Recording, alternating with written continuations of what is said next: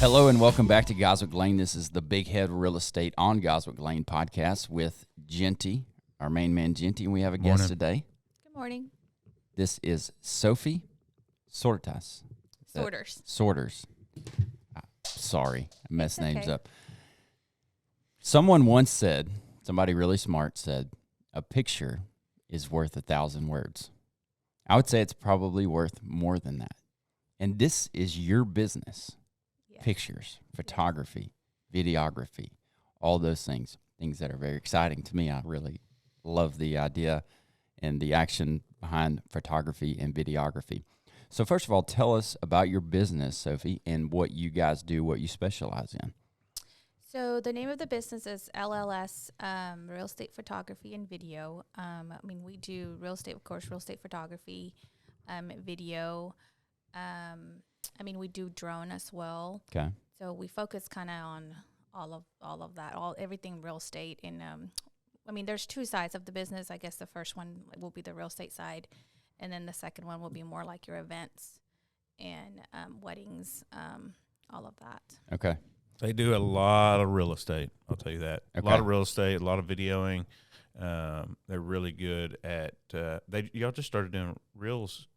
Maybe kind of toying with that a little bit. So when the reels became popular, we decided to, keep them going. I think the reels became popular probably about 6 months ago. Yeah. That everybody's just kind of hitting it pretty hard on Instagram and all that. So yes, we started doing reels. So those are pretty good. That's really hard to do on your. I say there's a lot of people that are good at doing it, but it's really hard for me to do it because I'm not a video person or and you have to make you have to make the effort, right? You have to. It's not just like when you decide to add a new platform to your business, to your marketing, it's not just I'm going to do this. Like if you're going to do it and do it right, you have to make a commitment. You have to try to present yourself well, and if you're a photography business, you have to present yourself well. That's what sells your clients. And reels have been a big thing, like you said, recently in the past 6 to 9 months, and really gaining traction for businesses. So, Genty, I want to go to you. You've been using these guys for how long, and what where are they providing you value in the real estate industry? I've been using them for 4 or 5 years, pretty much the whole time. Of course, there are times when, like, say that they couldn't get to me, or when we get really slammed, they could be 2 weeks out. So she'll say, "Hey, look, you need to start scheduling now."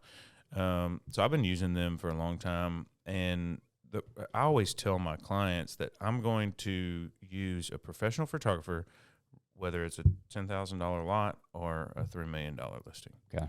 And one of the reasons for that is because people don't beat the streets anymore. It's all internet as far as real estate business. So their photography, they get the best shots, make them look really great, and it works. So there's basically, in any business, there's, a couple different aspects of the business. There's actually doing the work, and then there's kind of the backside of the business side and the marketing. Tell us about what you do on that. So I do more of the marketing and the backside of it than my brother Luis. All the realtors know him. He's the photographer that's out there. Okay. And then my other brother, which is Oscar, which he helps him out too on real estate. Okay. So Luis is mainly real estate, and then Oscar is some real estate and mainly. Yes. So Luis is the photographer. Okay. So he is. He's the owner of the company, and so he runs. He's the photographer, videographer, and then we have a whole team to where it's editing, and then I do all the marketing side of it. So this is a true family business. It's you and two brothers in this thing, right? Yes, it is, and then they're all my older brothers. So. Oh. Yeah. But since you're the one, this is always family businesses are interesting. Since you're the one kind of on the backside keeping the stuff together. And you're the little sister. Do you ever have to beat them over the head and tell them, "Hey, we got to do this"? Okay. Yes, I do. She was quick to say yes. How does that go? It doesn't go bad. Again, I'm the younger child, so I get away with it. Yes, younger children usually do. And when you guys have, there's always scuffles, and this always interests me. Family businesses and successful family businesses that stay together. When you guys do have scuffles, how do you process through that typically? We just talk it out, honestly. Okay. I mean, we've been working together with Luis and I for like 7 years doing this. And so I can tell you probably maybe in a handful of times that we might, not agree on something. But other than that, I feel like we always do. And we let it go. Like if we're going to see each other at Sunday for my dad's birthday, we're not mad at each other. Yes. And you can't be. You have to be that way running a business, right? You've run a business and still run business with your brother. Yeah, both of my brothers. I have 3 brothers, but 2 of them that I do business with, and it's hard. It can be hard, but we always manage it the same. If we show up, then we over it. Not going to talk about it anymore, or talk about it later. Not at a family function. Yes. Try not to tie that together if at all possible. Communication is key. Mm-hmm. Setting expectations, understanding expectations, communicating those expectations is very key. What is your favorite thing about what you do, Sophie? So let me just kind of go back when you say communication a little bit.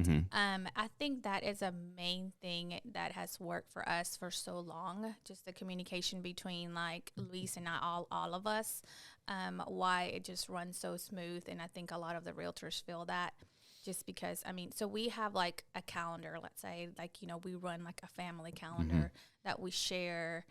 So communication is a big thing when it comes to, running kind of the business of it. It's not like, like you're asking me what my favorite part is, but I feel like that's, one of the things that have made it worked for so long. Let's talk a little bit about software. You mentioned your calendar. What calendar do you guys use to manage? Actually, we're very old fashioned. Okay. So we have just a family calendar. Okay. And it has worked for us just fine. Like you write it on No, it's an app, but it's just a family calendar. Like a Google Calendar. Okay, so you guys all share it. Where you're supposed to be, when you're supposed to be, and what you're supposed to be doing. Yes. Is that the same thing you use for scheduling your? Yes. Mm-hmm. Yeah, I don't know how she keeps up with all the realtors and schedules, because I'll text her 3 properties, and then I need to change one of the 3 to another day, and she takes the brunt of it, because she didn't mention that she does the scheduling. Okay, and that is she hard. Does all of the scheduling. That's hard if you got and how many real estate agents are you working with in a period of a month? So if we say on our busiest months, which I guess will be through March, probably about the end of October. Okay. Easy, probably 30 to 40. So you're working 30 to 40, and you might have multiple properties. Is that correct? On our busiest months, we probably do about up to maybe 200 houses in a month. Wow. That's a lot. And you're dealing with timelines that, like he said, change. So when you get that call from Genty initially, he says, hey, okay, I've got this property that's going on the market. I need photography. When can you get it on the schedule? And you say, okay, next week, we got you on Tuesday at this time. And then the owner calls Genty and says, oh, it's not going to be ready. I'm raising my hand here. All the time. Yes. He calls you. What's your process there behind, like, when the schedule changes? Normally, let's say if it's in a busy time, I just call someone else and be like, hey, somebody just cancel or you open. And normally we'll get someone in. Okay. And if it's a slow time, which is around right now, it is what it is. Honestly, we haven't done anything to like have a charge. I feel that's another thing we're pretty good about just with everyone, just because, so many of them use us so much that you're not nickel and diming your customers that are bringing in the revenue. Right. No. That's good. That's cool. Okay, so we talked about a calendar. What other software do you guys use to manage your business? We use for accounting and stuff. We use QuickBooks and all of that. More of the editing side of it. They use Photoshop. Okay. Photoshop, y'all mainly stay in Photoshop, and I know you're not on the. Do you do any of the editing, or that's Luis? Don't. That's Luis and Oscar. Okay, mainly Photoshop, and y'all use Lightroom as well. Yes, and Lightroom. Okay, and then the video part of that, are y'all still using Adobe products, which is Premiere Pro? Yes, that's okay. Right. Very good programs, but it takes some time and effort to get in there and learn those things. Yeah, I would know where to start. Yeah. I don't want to learn it. I don't want to know. You don't have to. That's No. why you have do Sophie and Louise. I want to sell real estate or do I want to be a photographer? That's right. That's right. Everybody's got their role. You can do one or the other. And they're good at their role. So let's talk about marketing. You have to present yourself well to the public so that you get business. And obviously, you guys have been in business for 8 years. You've presented yourself well, and you have a bunch of good clients, and you keep those clients by doing good work. I've seen your work, and it's really good. Did they do our lake house pictures? Yes. Okay. So I do photography too, but not on a professional level, just as a hobby, really. And I took pictures of our lake house for our Airbnb, and then you guys came in when we were selling it and took them, and I pulled all mine down and put y'all's up on my listing. he said, "Hey, who did those pictures?" And Yeah. I told him, and he's like, "Those pictures are pretty good. Can I get their number? Because I think I'm gonna have them do all my Airbnbs." I need to have you guys come in and just pop some pictures of all of our Airbnbs. It makes a difference. It really does. It makes a difference on rental rate because there are certain lightings that just don't look good on iPhone pictures, or even if you're using that camera and don't know how to edit it. Yeah. You can take the best picture in the world. Right. Well, I mean, sometimes it comes great out of camera, but most of the time you got to put a little pizzazz on it. You do. I mean, every you'll be time. surprised. Yes. Yes. And There's you're some not, I mean, homes. you're selling the property. It is what it looks like. But when you're in a house, we have stage lighting here for this specific setup. That's why it looks so good on camera. You don't have this in a house. You either have to take it with you, like to get an actual picture of what it actually looks like. You have to modify the lighting and the colors a little bit to get it to what when somebody walks in, because house lighting is typically not great, right? I mean, it depends. And then normally a lot of, like, let's say there's going to be no electricity. I mean, normally a lot of realtors let us know. And then that's whenever Louise brings in more lighting. Okay. Just to make sure. So y'all have battery-powered lighting equipment. Okay. You got what you need to make the pictures look good. Let's get into what you do and what you're good at is marketing. Tell us how you set yourself apart on the marketing side of it. How do you get customers? So, well, I feel like I've always been one step ahead, like we can say that, just because I try to research a lot, let's say what the Dallas market's doing, or, even what the New York market's doing. I mean, I try to really stay on that. Okay. So I bring that a lot to like our Facebook page or Instagram, and then that's kind of how I get, just the ball rolling. I sponsor a lot of stuff too, like on Facebook, Instagram, so people can see it. Okay. And then there's a lot of word of mouth just because, we've been doing it for so long. Okay.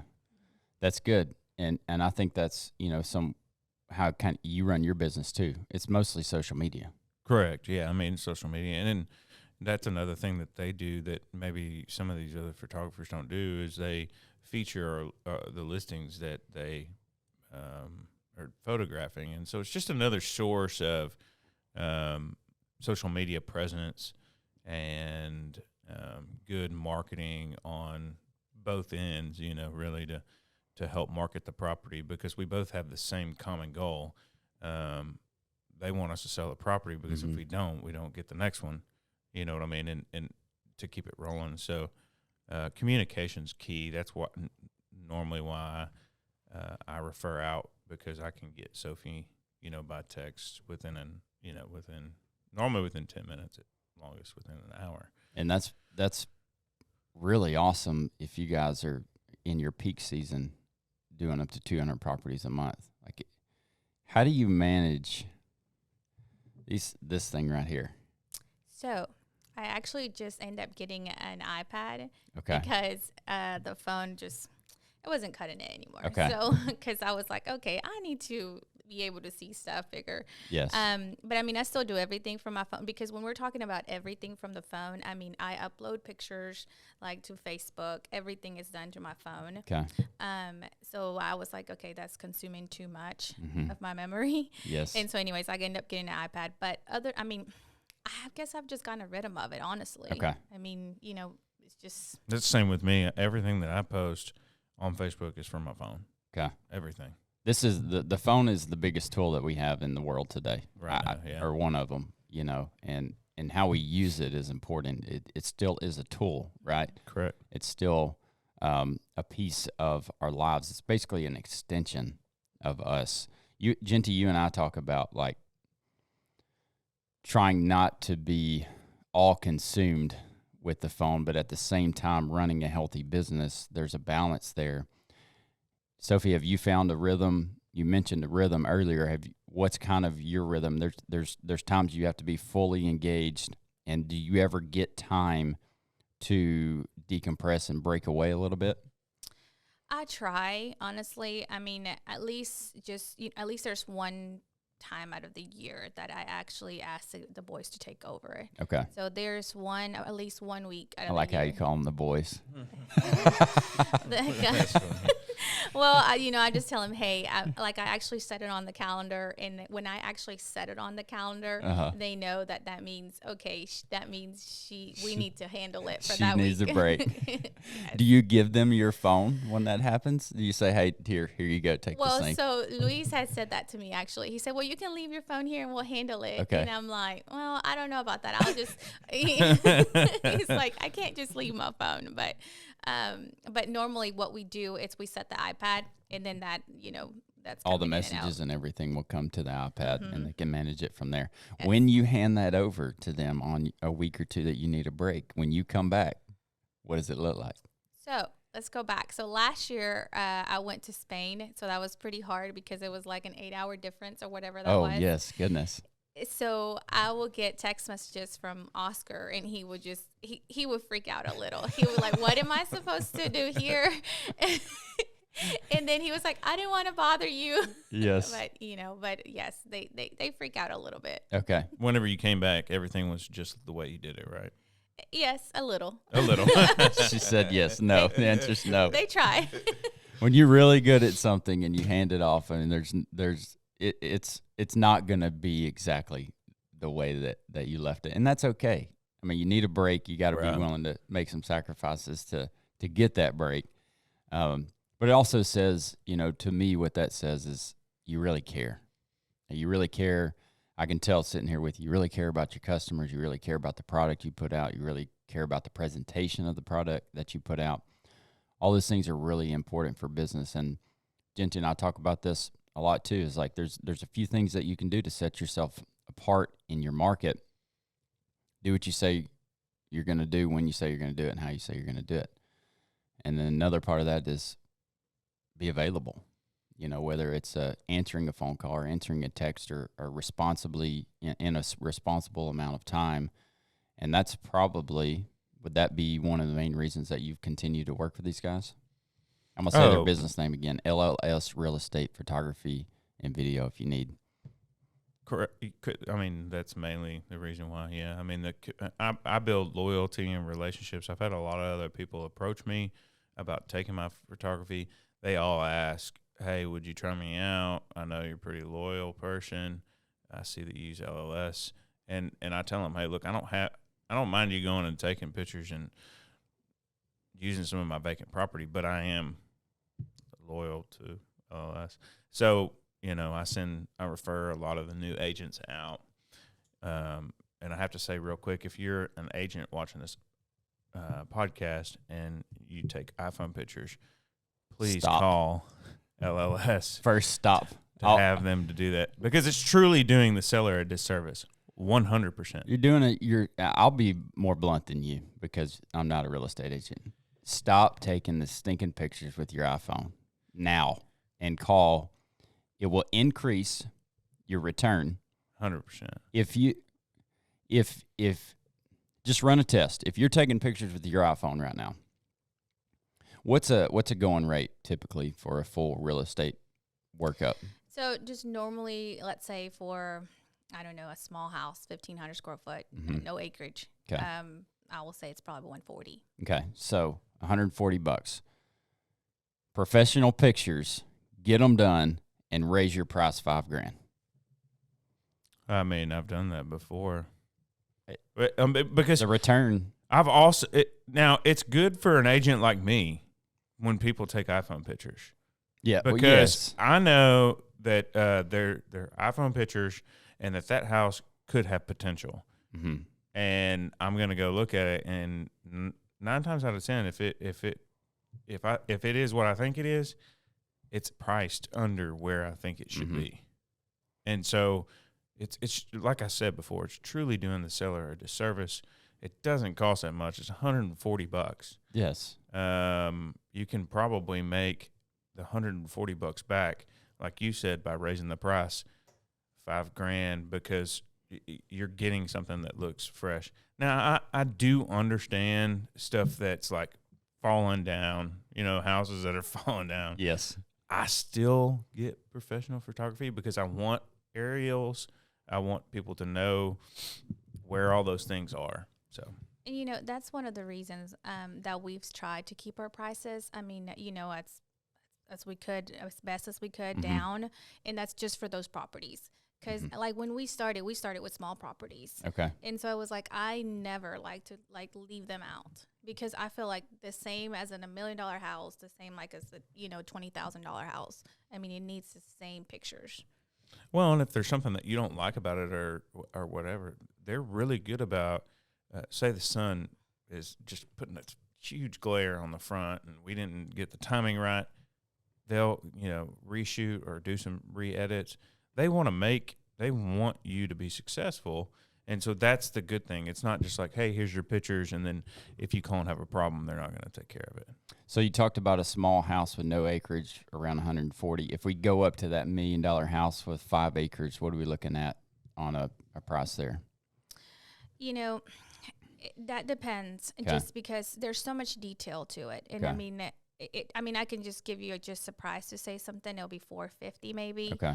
I mean, something like that. And that's just we making sure that it's really detailed. So do you guys look at the property before you quote? No, so we have a standard price sheet. Okay. But I mean, if you're going to be like, I mean, there's some agents that are very, very picky about certain things. Mm-hmm. So if we know that. Are we sitting with one of them right now? He's easy. Okay. He's easy. Well, we know we've been working with him. Yeah, for you know what so he long. wants. Yes. Yeah. Yes, and that's another thing. I mean, if with the editing guys, I mean, it's kind of one of those things that I work with too. Okay. So it's just like, we've been working with so many agents for so long that if I take pictures of him, I know what he likes. If I take pictures for another person, I know what they want, like a front of the house and everything, just stuff like that. But I mean, yes. The that process of the photography and the editing combined, how long does that take? If Luis goes out and he's just doing one house today, from the time he gets the pictures and then edits them, how long does that take? So if he's only doing one house, he's gonna go back to the office, hand that SD card to the editor, and he'll have it out within 2 hours. So do you guys have an editor in house? Okay. So we have 2 editors. That's awesome.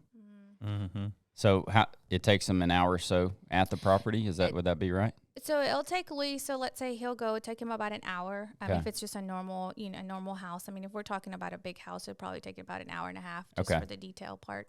And then it goes back to the editors, and it'll take them about an hour and a half if it's a small house. If we're talking about, and that's another thing for the pricing, because if we're talking about a big house, sometimes it'll take them half a day. Just depending on what we're working on. So I always tell my clients that it's going to be a 48 to 72 hour turnaround. Okay. That way that it gives ample time to get the pictures back, because during this, you don't want to say, well, we'll have it back in 24 hours. Right. I mean, because a lot of times they are back in 24 hours, but that gives time and leeway because people are getting antsy. So there are times when maybe it may take. They're slammed. And their editors are slammed, and they're just getting to them as they, are on schedule. So under promise and over deliver. When you deliver Correct. those pictures quicker than you said you would, it always makes everybody look better. 100%. You okay over there? You're making a funny face. Oh, I'm good stretching. Okay. You need me to come over there and help you? Early morning stretch. Yeah.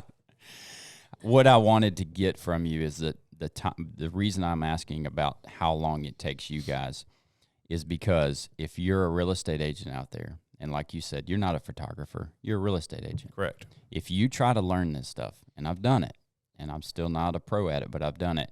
If I was to go out, even at the level that I'm at, which is not y'all's, but below, I understand it, it would take me, with the pictures and the editing, about 5 hours. And that's I've put hundreds of hours into learning this stuff. If you're not interested, only if you're really interested in photography and it's something that you really love as a real estate agent, do that. If you're not, do not put that time and effort into doing that, into learning that process. It is very difficult. Call these guys. Oh, if you're a realtor, you got to be doing income producing activities. Yeah. And pictures is not income producing. No. You need to be chasing the leads. You need to know what your time's worth an hour. And I can tell you right now, my time is not worth taking pictures or doing anything like that. Right. That's their forte. Everybody's got a different business. I'm not a mechanic. I'm not, I take things to people that are experts. My buddy sells cars. I go to him. So that all kind of coincides. Yeah, you got an Integrity Landscapes jacket on today. You're not cutting your grass, right? I'm not cutting my grass. Yeah. That's maximize your effort. Okay, we're wrapping up. Is there anything else that you would like to talk about today before we wrap up? No, I mean, maybe videos, Okay. those are becoming pretty popular nowadays, and we are trying to promote those. I mean, so just a quick story on that. Can I cut you off? Sure. Do you have time for another podcast? Sure. Like 10, 15 minutes? Okay, stick with us. If you want to hear about videographies and videos, the next episode we'll have Sophie back, and we'll talk all about videography. So if you're enjoying this content, hit those buttons at the bottom, like, share, subscribe, and join us for the next one. Remember, love God, love others, and let your work reflect that. We'll catch you on the next one.